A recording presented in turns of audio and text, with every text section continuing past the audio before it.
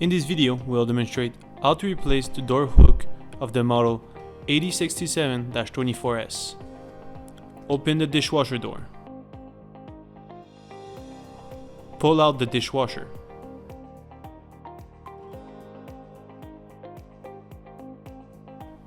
Remove the hook screw.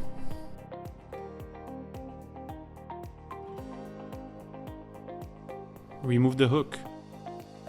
With the new hook, install it in position